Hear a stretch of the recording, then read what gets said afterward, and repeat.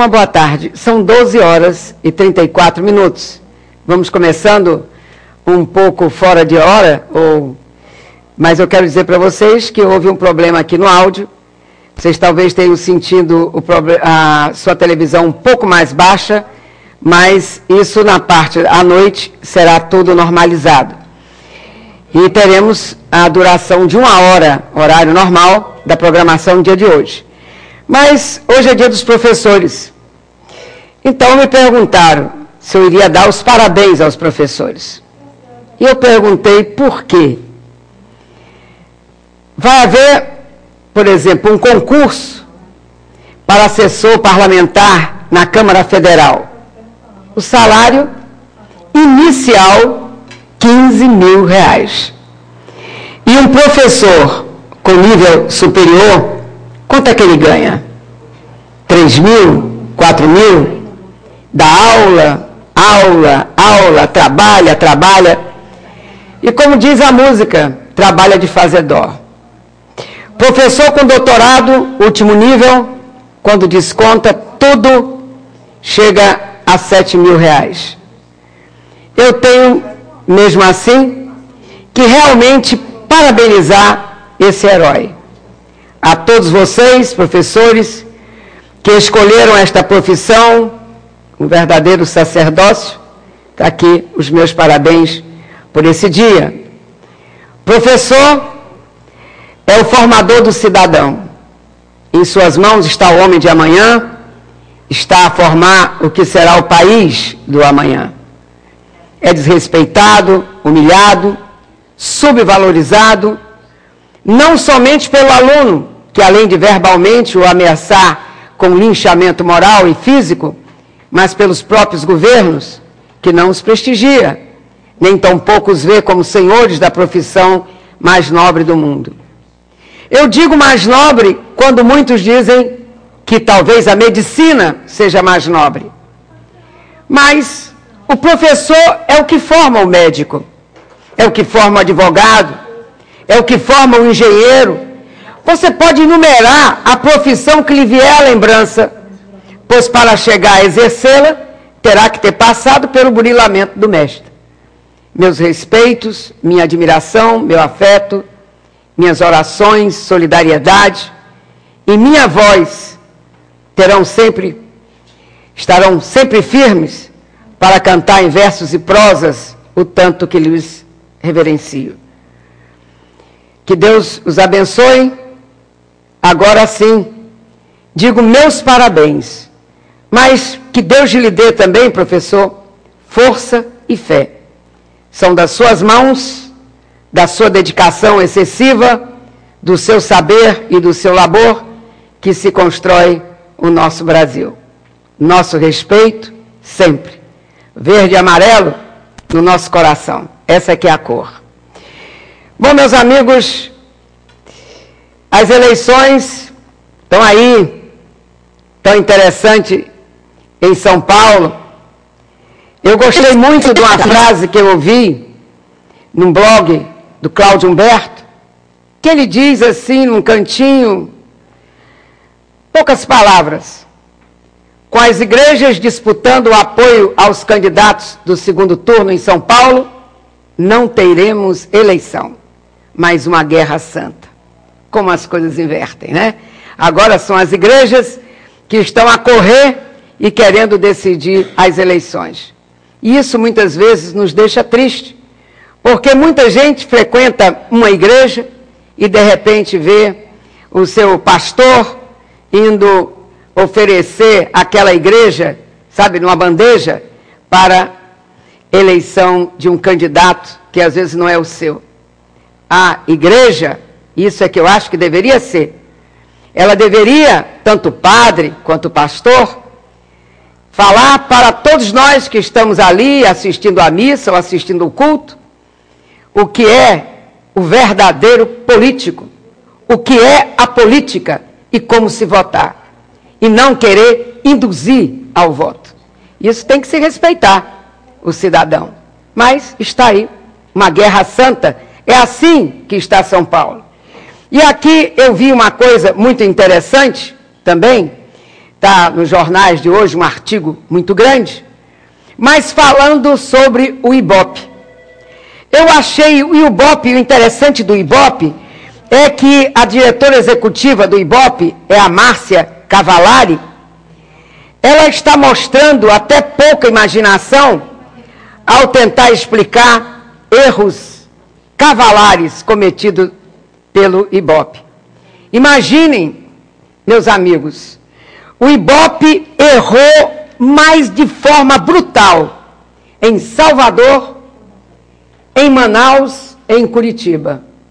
Mas eu dizia aqui, desta mesinha que vocês estão vendo aqui, que eu gosto de fazer o programa em pé, eu dizia que o ex-presidente Lula, ele saiu com aquela caça às bruxas, e já dizia que lá no Ceará, o Tasso Gereissati não ia vencer, e realmente já estava como sendo novamente reeleito senador, e quando chegou nos minutos finais, a derrama,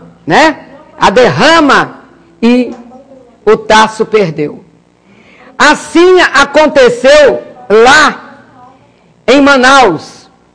Em Manaus, o Arthur Virgílio, que nós fomos colegas na Câmara Federal, também que era aquele que era em cima do Lula permanentemente, acusando já no problema do mensalão inclusive, ele disse, o Arthur não se elege.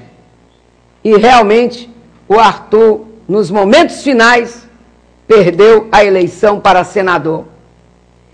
O outro pequeno aqui, que é ACM Neto, num momento assim de muito jovem e revoltado com os problemas do mensalão, errou realmente.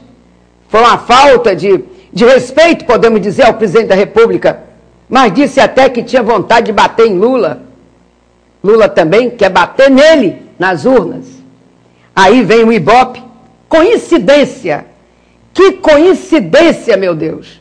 Lá em Manaus, novamente, o Arthur Virgílio, lá em cima, e a senadora que conseguiu ganhar do Arthur Virgílio é a candidata a prefeita lá de Manaus, e foi a segundo turno com Arthur Virgílio. Tá bem o Arthur Virgílio, mas segundo turno é uma incógnita. Ó, a interrogação, é uma incógnita.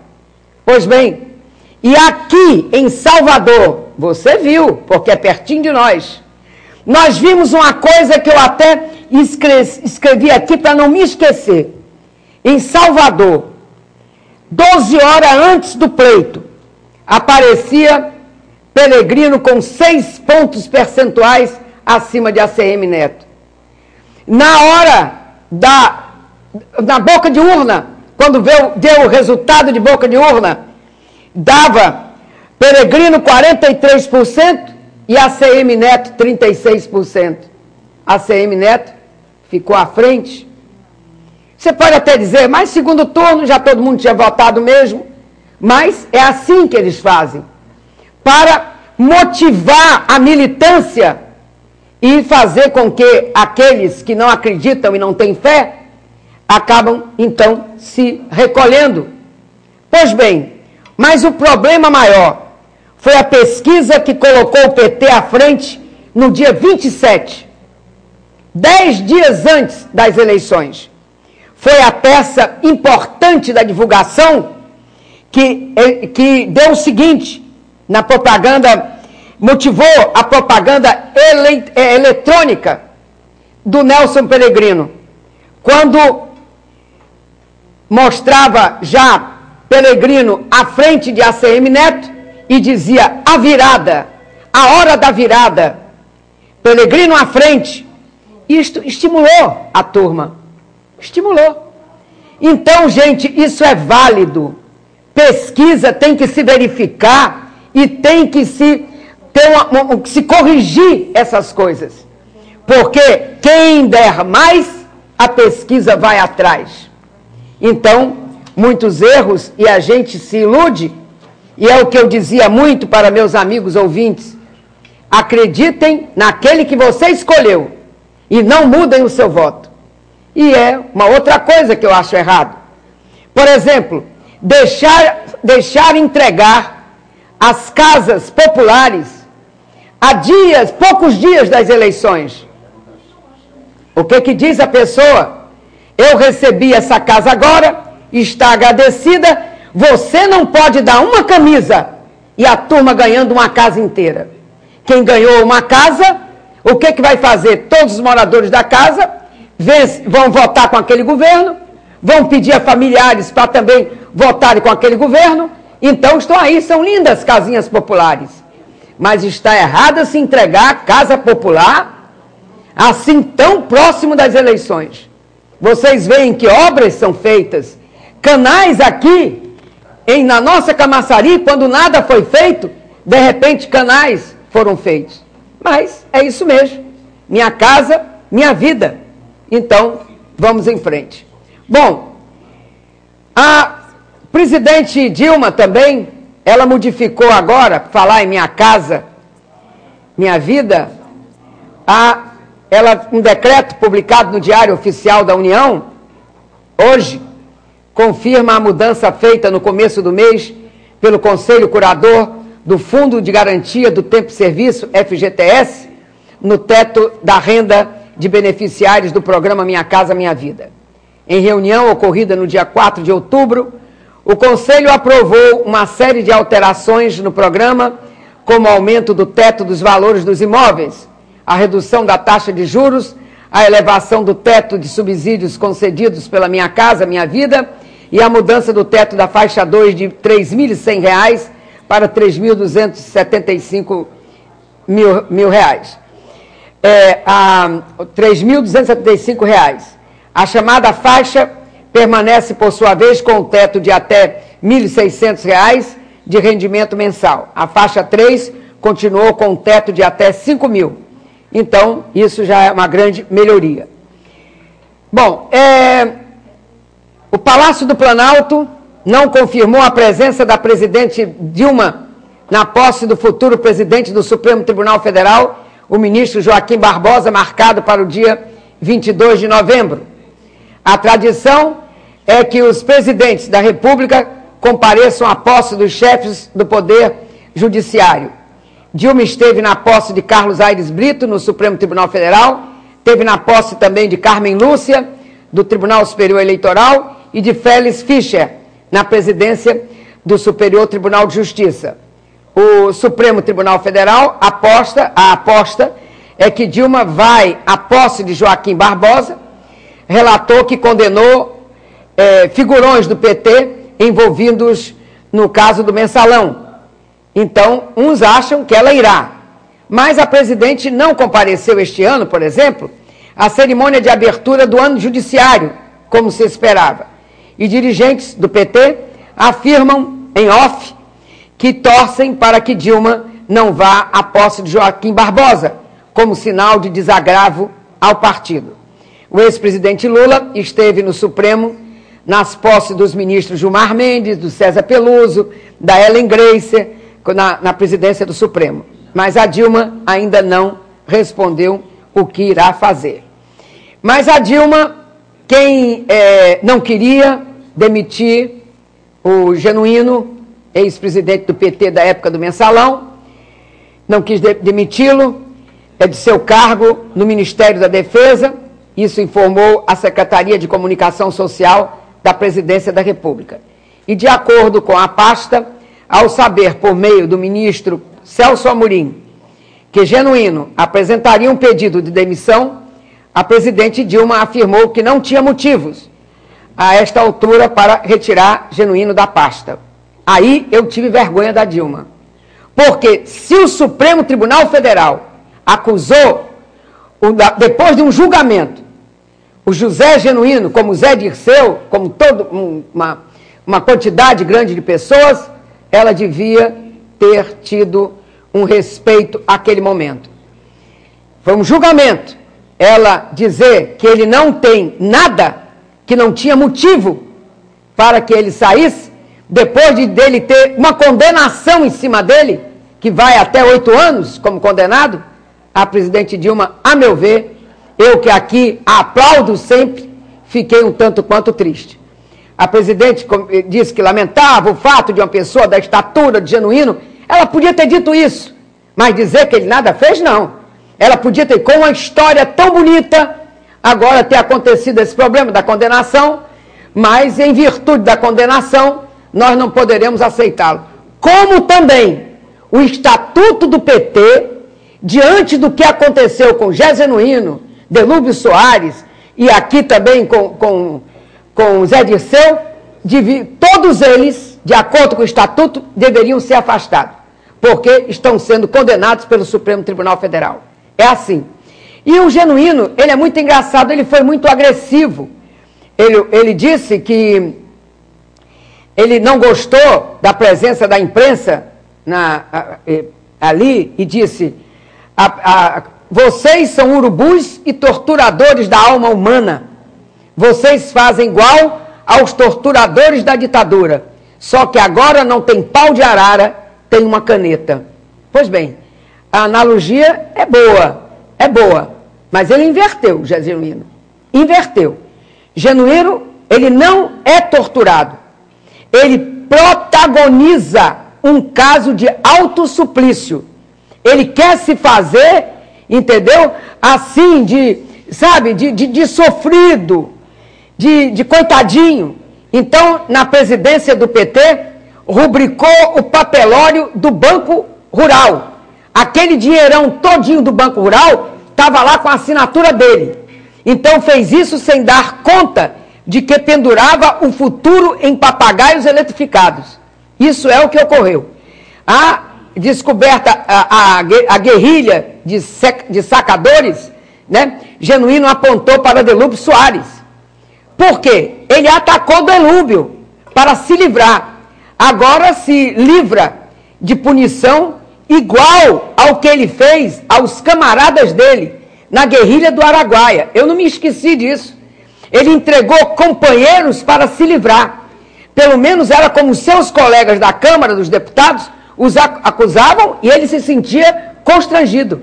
Eu sei que quando a pessoa está com medo de ser torturado ou diante de uma tortura, é capaz de fazer. Eu não sei se eu sendo torturada, qual seria a minha reação? Chorar, pedir não me matem? Eu não sei, mas ele foi assim. E agora repetiu com Delúbio.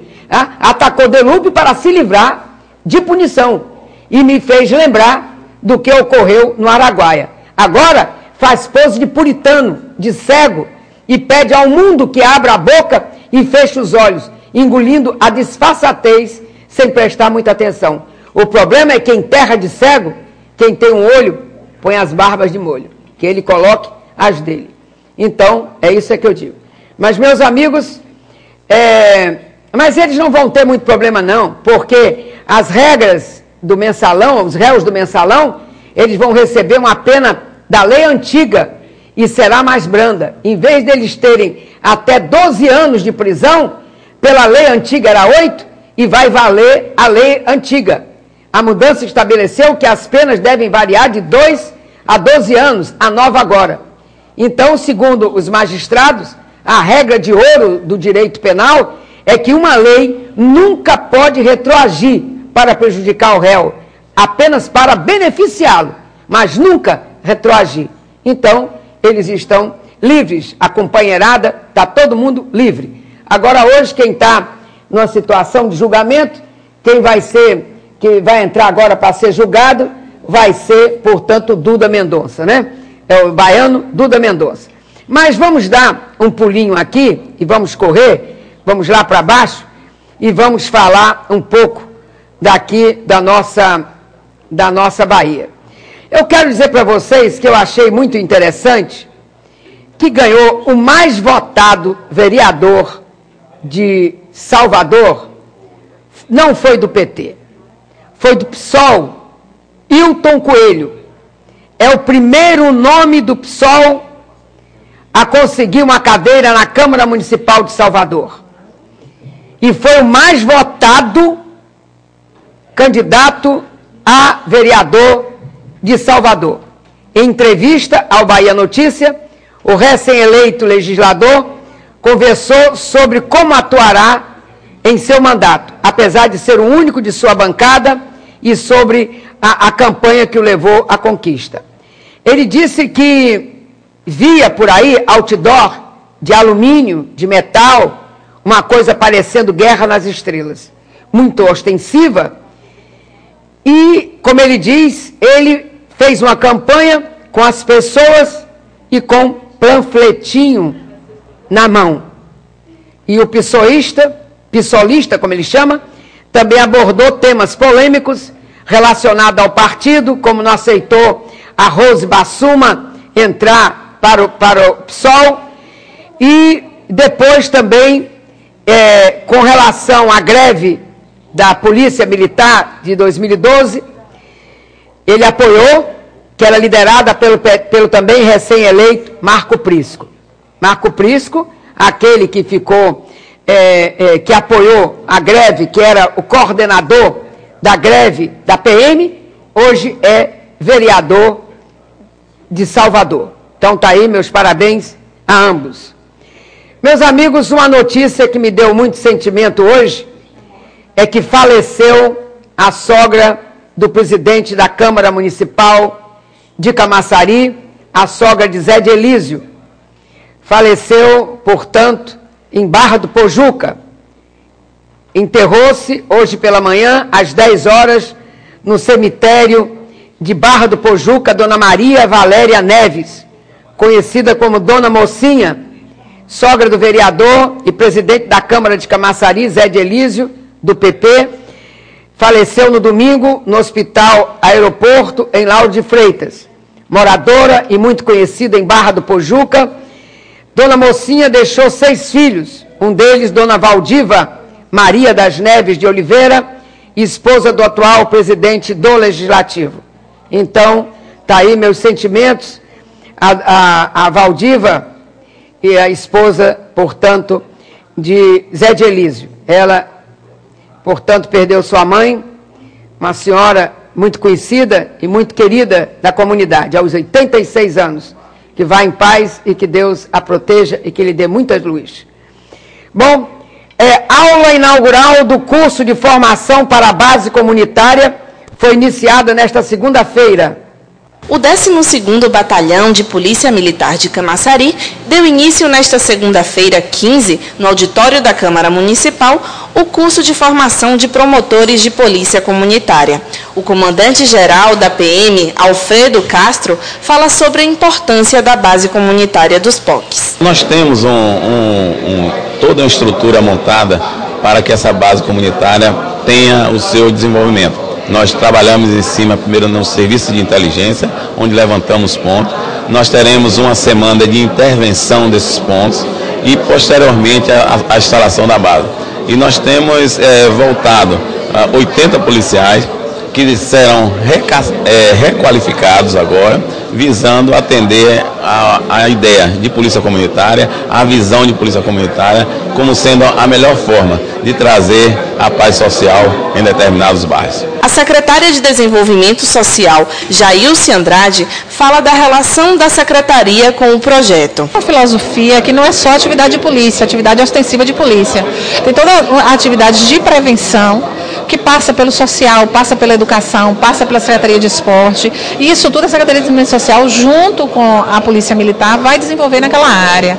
Como o Coronel Castro já falou no discurso dele, aqui em Camaçari a gente vai ter um diferencial, que a gente tem um espaço lá, onde vai ter dentro dessa base um centro de referência da assistência social, tem um campinho de futebol para fazer atividades esportivas, tem um galpão, onde a gente vai ter atividades lúdicas e cursos de capacitação, cursos de informática, enfim. A gente vai poder agregar dentro dessa base várias atividades de integração com a comunidade. Então vai ser um grande diferencial que vai refletir na comunidade dos POCs e também em toda a Camaçari.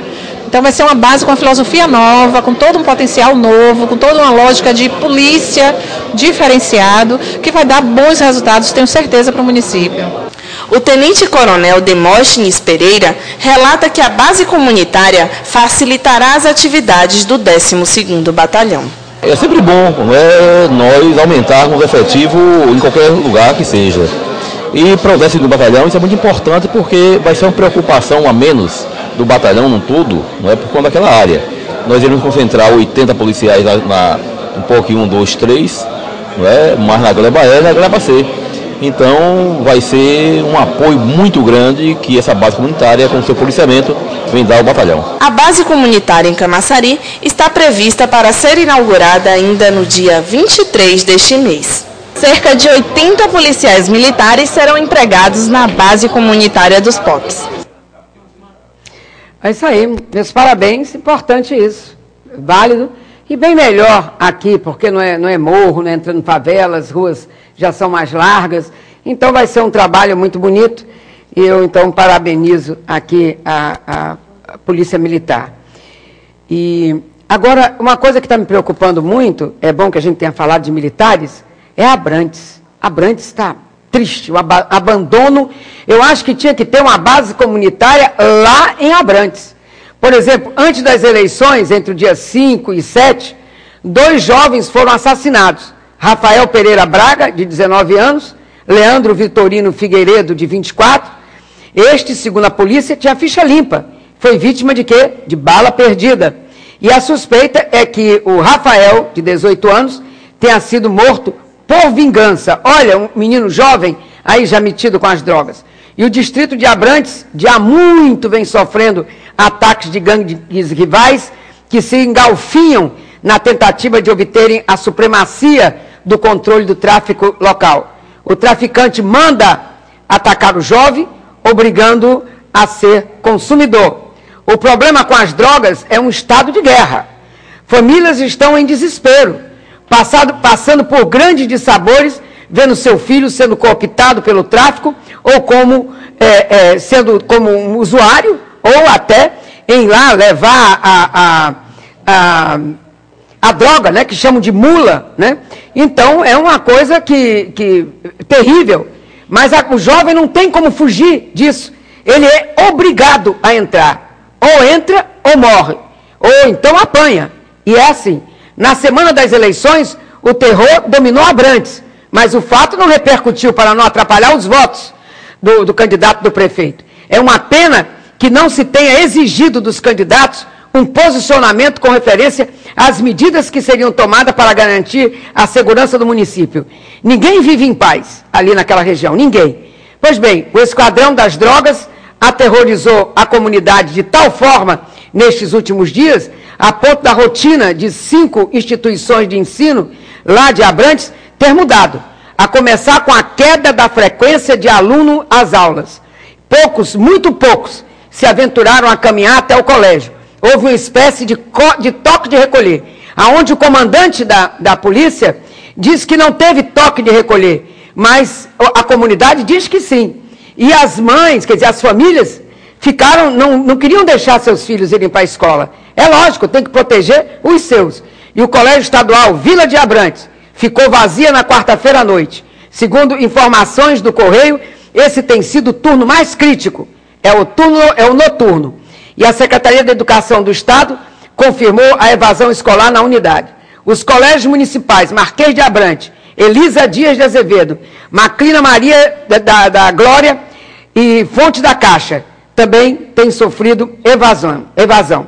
Esse último, Fonte da Caixa, está fechado desde segunda-feira. Nem vigilante havia na escola na quinta-feira pela manhã. Então está aí. E o Major Jorge Alexandre, subcomandante da 59ª Companhia Independente da Polícia Militar de Arebete, declarou que o policiamento foi reforçado. Houve homicídio no domingo, começaram a surgir boatos, inclusive toque de recolher, e os moradores ficaram apreensivos, mas ele disse que aumentou o efetivo com mais 2 viaturas. Mas é muito pouco, gente, é muito pouco. Bom, nós tenho mais algum instante, acabou já, então são 1h03, nós vamos terminar o programa agora, e a Ilai vai entrevistar o vereador Jorge Curvelo, que brilhou nessas eleições. Era um daqueles nomes que eu pedia a Deus que deixasse permanecer aqui na Câmara de Vereadores. Equilibrado, tem posições sempre muito firme, né, muito brio, né? Então nós precisamos de ter pessoas assim. Então quero parabenizá-lo e dizer viva, viva Camaçari, viva Camaçari, por ter colocado alguns nomes muito fortes e vigorosos na Câmara de Vereadores. Nós vamos dar uma paradinha e voltamos já já. Depois dos comerciais, vocês vão ter uma entrevista com Jorge Curvelo. Voltamos já já.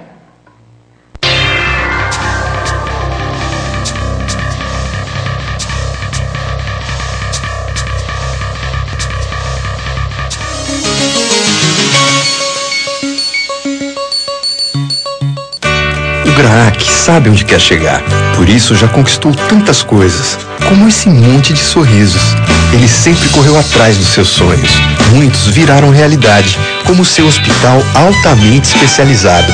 Muita gente faz parte disso, porque a cura do câncer é uma causa nobre e precisa avançar ainda mais. Essas crianças sonham com o futuro. E para esse futuro acontecer, deixa a causa te abraçar. Graac, combatendo e vencendo o câncer infantil. Quanto vale um sorriso? Quanto vale um olhar de esperança? Quanto vale uma família? Quanto vale a vontade de estar vivo? O Hospital Aristides Maltês está correndo o risco de acabar. Seja um cidadão solidário. Ajude o Hospital Aristides Maltês. Acesse o site. Obrigado.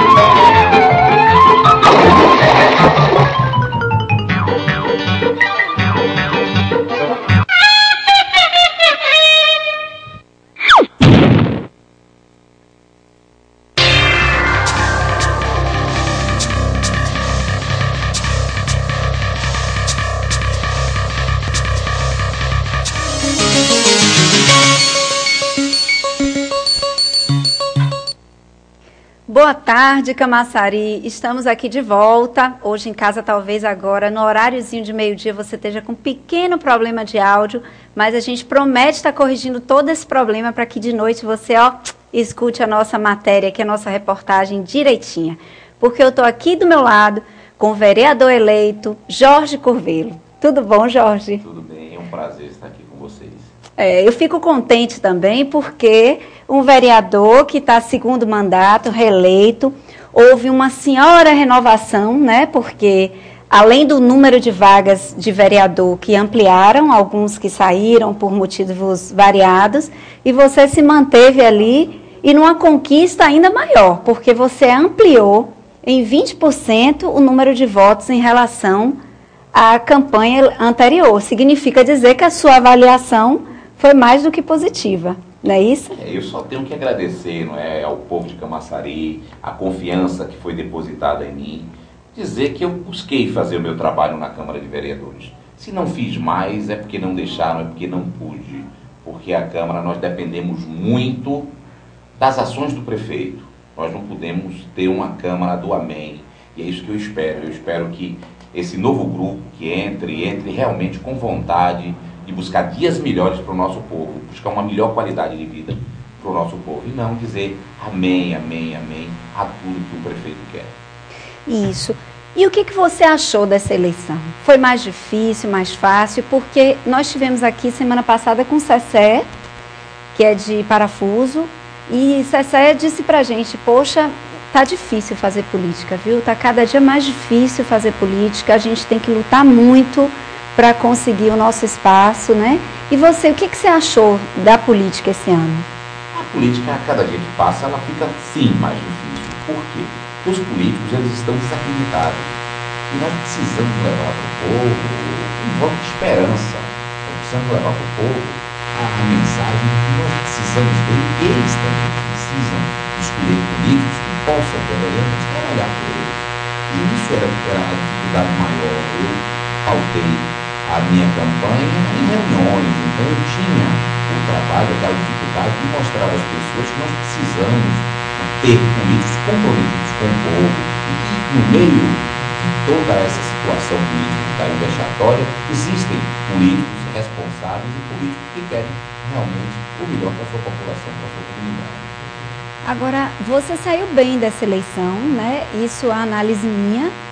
Por conta desse crescimento, você saiu de 1.628 votos em 2008 para 1.943 votos em 2012. A que parte do seu trabalho que você atribui esse crescimento na avaliação pública? O trabalho que já faço em benefício da população com a minha profissão de advogado, hoje eu tenho lá o meu gabinete, foi sempre de portas abertas, porque isso foi um compromisso de campanha e eu havia prometido à época arrancar a porta do gabinete, foi uma coisa, sabe, que não consegui arrancar porque a segurança não deixava, mas eu disse não, a forma de realizar o que prometi é deixar aberta. E a porta do meu gabinete é aberta e eu atendo a todas as pessoas, aqueles que votaram e que não votaram em mim. Eu me vejo como um empregado do povo, enquanto vereador eu sou empregado do povo, eu estou ali para atender o povo. E aí eu busquei fazer o meu papel na Câmara nesse sentido, buscando o melhor para a nossa comunidade, buscando trazer a qualidade de vida para o povo.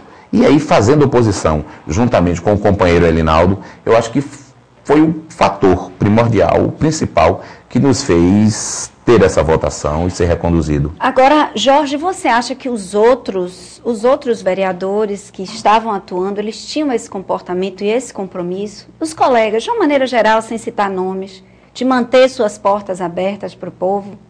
Olha, a promessa minha, o compromisso meu de manter as portas abertas foi por conta de queixas de todas as casas que eu entrava para fazer reuniões. Então eles diziam, hoje você vem aqui, minha casa está de porta aberta, mas quando eu procuro um vereador no gabinete, a porta sempre está fechada, nós não encontramos o vereador. E daí me veio a ideia de dizer, não, mas o gabinete é do povo, não há por que realmente ter uma porta fechada, não atender o povo. E foi o que fiz, eu dei ao povo o que é do povo.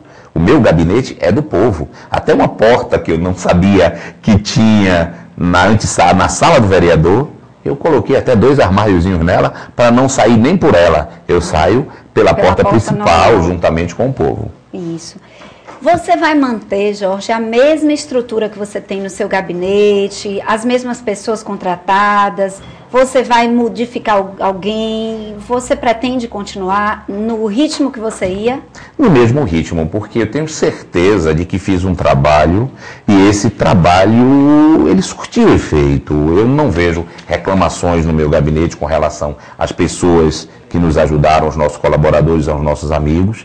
E eu pretendo, sim, expandir a ajuda, expandir o atendimento ao povo, porque eu me considero um empregado do povo, eu tenho essa consciência, já que eu optei em estar vereador, é para atender o povo, é para respeitar a comunidade de Camaçari. Agora, a falta que eu sinto muito é que o povo não busca o gabinete dos vereadores para cobrar solução dos problemas que nós temos na cidade. A parte legislativa, propriamente dita, né? Isso, a parte legislativa. É mais para coisas pessoais, pontuais. Pessoais, para mim também, me procuram muito por conta da minha profissão, por ser advogado. Então, existe essa grande procura. Mas eu gostaria também de ver um povo mais participativo, brigando por seus direitos, brigando por uma melhor qualidade de vida, reclamando dos problemas que existem no bairro, porque o vereador, ele não tem como saber de todos os problemas que existem no bairro. Ele sabe, sim, o problema de uma cidade, educação, desemprego, segurança, saúde, mas o problema específico de cada bairro é necessário que o povo venha ao gabinete do vereador e procure o vereador para isso. E Jorge, como é que você viu essa derrota de Maurício de Tude aqui em Camaçari? Até porque na sede ele foi muito bem votado e as pessoas têm considerado a derrota dele, na verdade, na parte da orla. Como é que você vê isso? Qual a sua análise em relação a isso? As pessoas ainda não se conformam com isso. Na segunda-feira, após a eleição, você via a cidade em estado de choque. As pessoas não acreditavam que o Maurício de Tude, que o 19 havia perdido a eleição. Então é uma coisa inexplicável. Eu não busquei as razões. Sei que o grupo político que está aí houve uma rejeição muito grande por conta da própria votação dos vereadores. Mas como eles tinham a maioria de vereadores, né, foram 200 ou 300 e poucos, não me recordo agora, me falha a memória, mas tinha uma quantidade absurda de vereadores, uma quantidade muito grande, que deu a eles esta votação. Foi uma votação muito pulverizada. Certo. Agora, você continua pontuando o seu rumo de oposição na cidade? Você acha que agora vai ser mais fácil, mais difícil? E como você faz oposição? Como é seu estilo de fazer oposição? Bom, eu faço uma oposição responsável. Você jamais vai me ver numa tribuna criticando por criticar. Eu acho que não cabe isso. Eu acho que cada um tem que saber a sua função.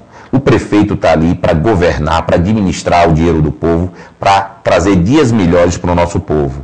O vereador está ali para fiscalizar as ações do prefeito e fazer projetos e indicações que tragam uma melhor qualidade de vida. Então eu pretendo continuar da mesma forma. Torço e espero que o Ademar faça uma administração completamente diferente de Caetano, que realmente use o dinheiro em Camaçari, que traga, voltando à qualidade de vida, né, melhoria na saúde, na educação, que gere emprego no município, para que possamos não fazer tanta oposição, não criticar tanto. Porque o papel do vereador não é só isso. Eu estou lá há 3 anos e 8 meses e conseguimos muito pouco. Nem 1% do que foi votado naquela Câmara foi realizado pelo prefeito. Então eu espero de um gestor que ele trabalhe para que os vereadores não precisem estar criticando, que os vereadores apresentem os seus projetos, porque os projetos refletem a necessidade do povo, e que o prefeito realize os projetos. Basta isso para que se tenha uma cidade feliz. É porque você, como político, sabe que existem muitos políticos que criticam por criticar, que fazem isso de uma marca fixa do seu caminho, né? E a coisa pode estar maravilhosa, mas critica porque poderia estar 1000 vezes melhor, ou por isso ou por aquilo. Mas assim, a forma construtiva, eu concordo com você, seria o quê? Aquilo que é positivo, vamos pontuar e vamos bater palma. E o que não é, sabe, vamos pedir para mudar, vamos para construir realmente uma cidade melhor, né? Exato, o vereador está ali para auxiliar o prefeito.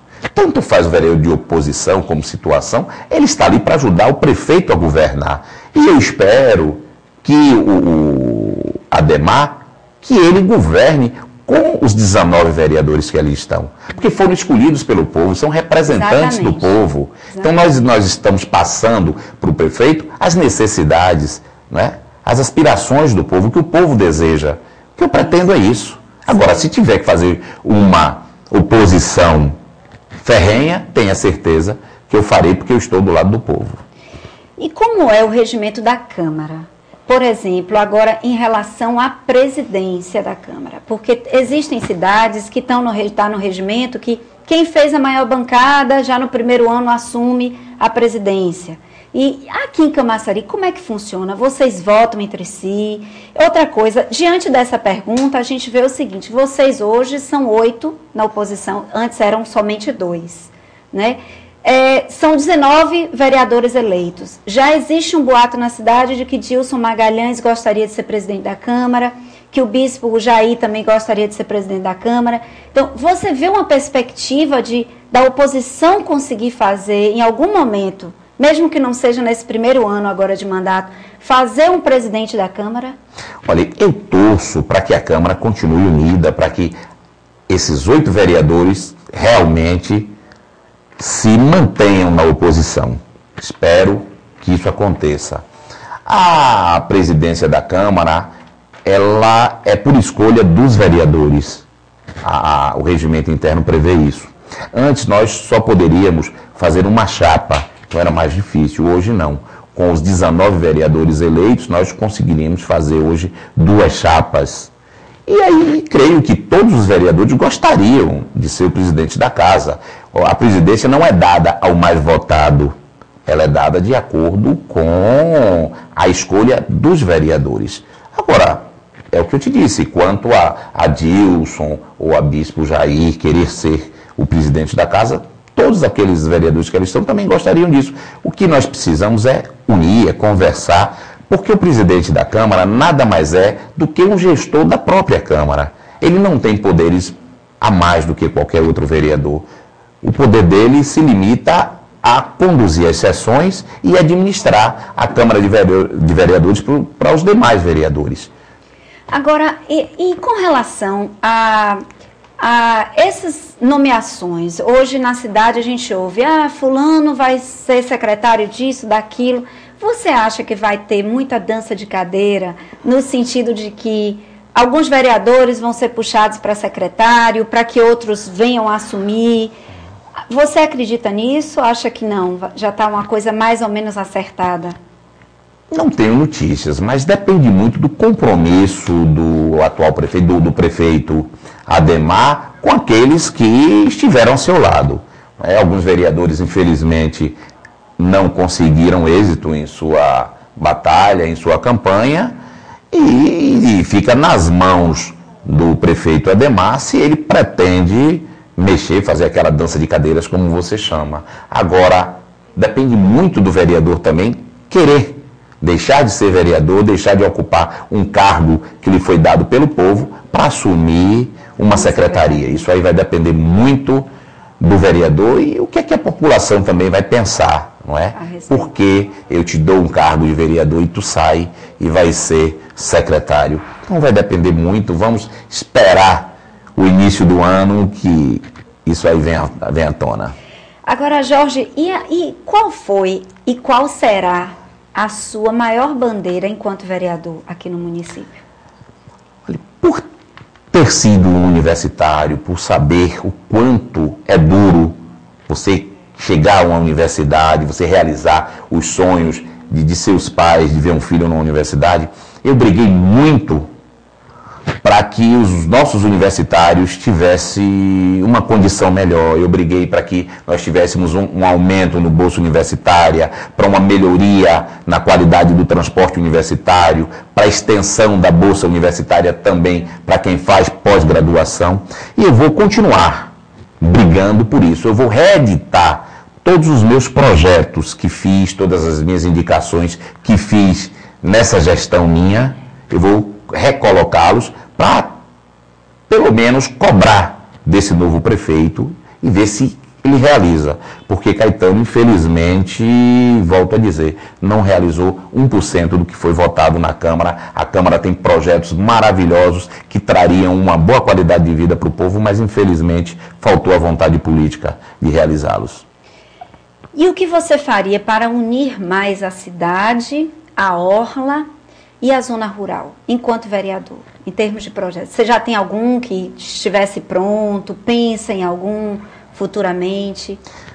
A orla realmente é esquecida, tanto que a orla é vista, esses 42 quilômetros de praia nosso, para quem vem de fora, sempre acha que faz parte de Salvador, porque a orla ela é esquecida. Eu fiz, inclusive, uma indicação na Câmara, que você vindo de Guarajuba tem uma placa de trânsito na estrada que diz assim, Camaçari a 8 quilômetros. Eu acho um absurdo em nossa orla ter uma placa que diz Camaçari a 8 quilômetros. Pedi até a substituição dela para sede do município de Camaçari a 8 quilômetros. Quer dizer, mostra, não é? Essa coisa, essa falta de ligação entre sede e orla. Fiz um projeto, sim, para que o prefeito, à época, ele pudesse colocar empresas pequenas instaladas nos nossos distritos. em Barra de Pujuca, em Monte Gordo, em Arembepe, empresas que pudessem gerar 300, 400 empregos, que elas fossem fixadas nessas localidades, mas infelizmente não ocorreu e pretendo reeditar esse projeto de lei também.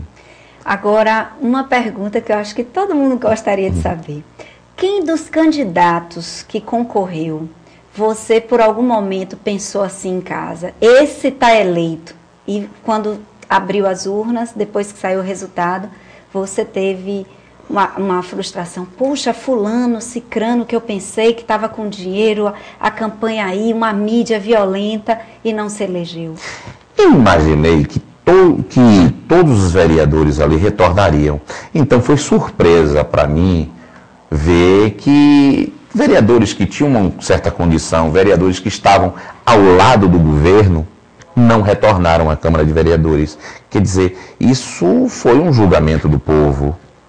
Eu esperava que voltasse, nós tínhamos uma visão e, na verdade, o povo mostrou diferente. Mas isso não seria também pelo excesso de concorrência que teve no lado desses candidatos? Porque tiveram nomes bons, tiveram alguns nomes bons que não chegaram a 1000 votos e que não eram vereadores, mas estavam fazendo trabalhos positivos, construtivos no lado do governo, inclusive.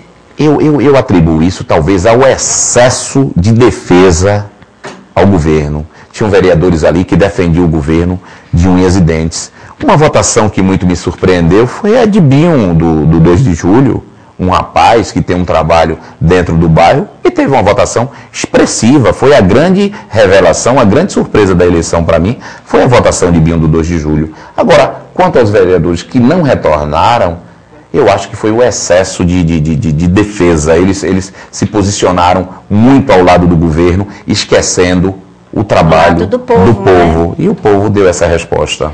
Na sua campanha, você usou muito as redes sociais, a mídia. O seu eleitor é um eleitor que acompanha esse tipo de tecnologia?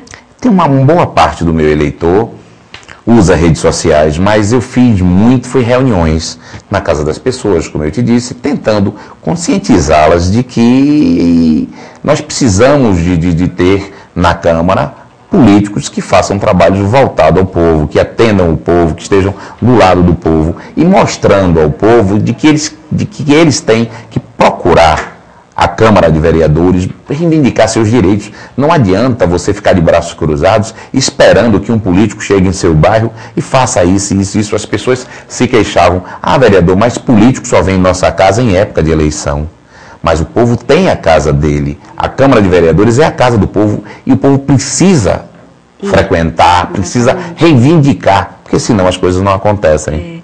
Agora, essa pergunta eu fiz, a anterior, porque nós não vimos sua campanha na rua. Nós não vimos, e foi uma coisa curiosa, porque com tanto estardalhaço de tantos candidatos midiáticos, tantos carros de sons passando na rua, quando a gente viu, você superou em 20% dos seus votos. Então, como foi esse silêncio? Como é fazer esse tipo de campanha? Minha campanha, ela é feita durante os 4 anos. Minha campanha, ela é uma sequência de atos que faço. Os meus votos são votos de gratidão, são votos daquelas pessoas que a gente atende no dia a dia. O meu gabinete, eu atendo em média 20, 30 pessoas por dia.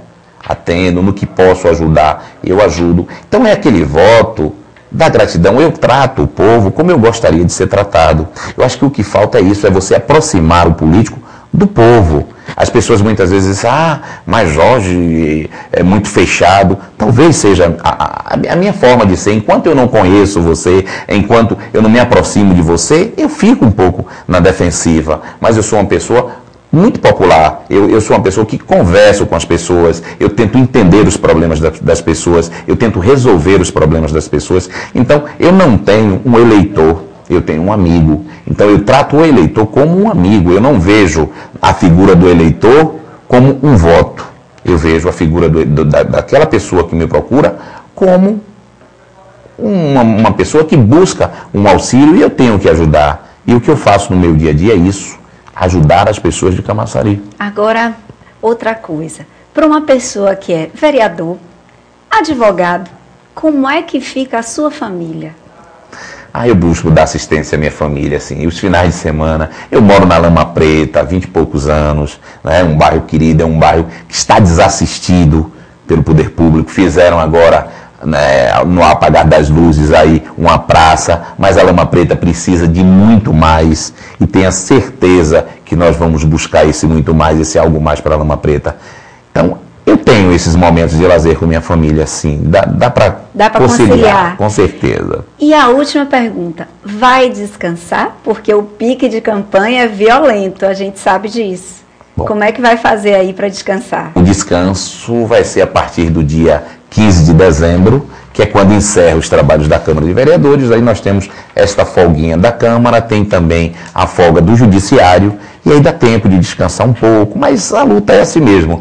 Na minha casa, diariamente, eu atendo pessoas também, já acordo atendendo algumas pessoas. Isso dá muito prazer. Eu acho que quando você entra na vida pública, você tem que gostar, sabe disso.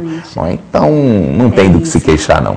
Olha só, vereador, a gente está com um pouquinho, já estamos acabando aqui o tempo. Eu queria que você se despedisse das pessoas, né? Agradecesse, desse a sua palavra final aqui.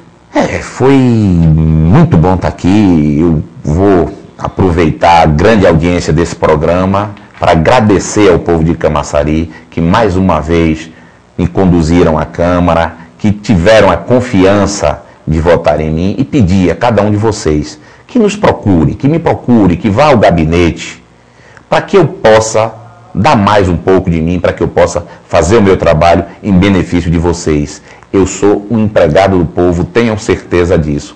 Eu estou ali para ajudar o povo no que for preciso. Aquele que votou, que não votou em mim, eu não sou vereador apenas dos 1.943 eleitores que votaram em mim, não. Eu sou vereador de toda uma população, estou ali para atendê-los. Ok. Eu queria agradecer a presença do vereador, que mesmo em meio desse cansaço, porque cansa um pouco, a gente sabe, né, abriu mão aqui do tempinho dele para vir aqui estar com a gente, agradecendo a população pelos votos. Queria avisar você que essa semana a gente continua a entrevista com os candidatos que foram eleitos e os que não foram eleitos. Amanhã, Maurício de Tudo estará aqui conosco, que vem também agradecer a vocês a expressiva votação também que teve aqui na cidade, tá bom? Então, até o próximo programa e boa noite a todos.